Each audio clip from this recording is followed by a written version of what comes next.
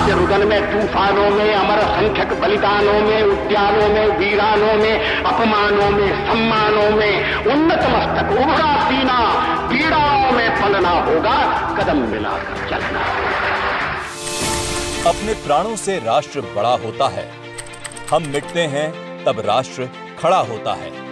इसी संकल्प के साथ शुरू होती है भाजपा और उसके करोड़ों कार्यकर्ताओं की यात्रा।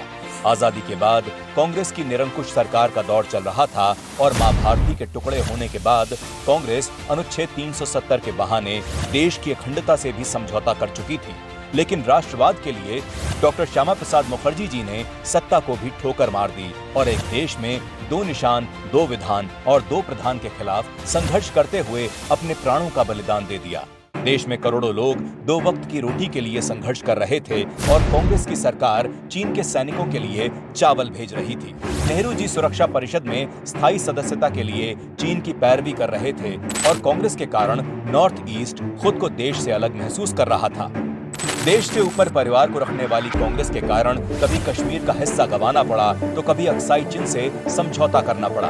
देश के हित में फैसले लेने के लिए कांग्रेस की सरकारें दूसरे देशों की मंजूरी की राह ताकती थी। राष्ट्र को प्रथम मानने वाली भाजपा के कार्यकर्ताओं ने कांग्रेस सरकारों का घोर विरोध करते हुए अनेकों आंदोलन किए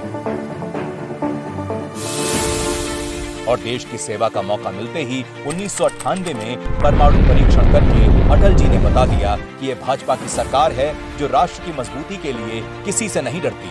भाजपा और भाजपा के कार्यकर्ताओं का क्लियर स्टैंड था कि सरकार रहे या ना रहे, लेकिन भाजपा के लिए नेशन फर्स्ट था और रहेगा। भाजपा के कार्यकर्ताओं की इस प्रतिज्ञा के साथ पूरा देश जुड़ रहा था और 2014 में राष्ट्रवाद की जीत हुई।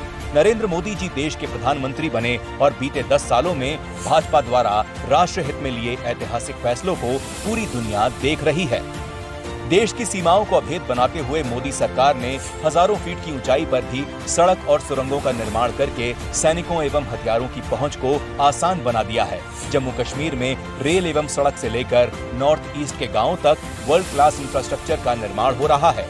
5000 प्रकार के हथियारों का निर्माण करके एक ओर भारत जहां रक्षा क्षेत्र में आत्मनिर्भर बन रहा है तो वहीं दूसरी ओर 85 देशों को हथियार निर्यात कर रहे भारत का डिफेंस सेक्टर ऐतिहासिक रूप से मजबूत हुआ है।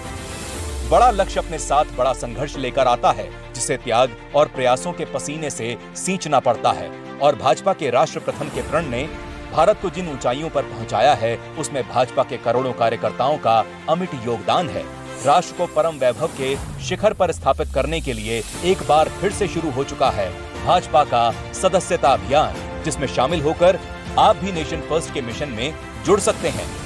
भाजपा का सदस्य बनने के लिए 8800002024 पर मिस्ड कॉल करें।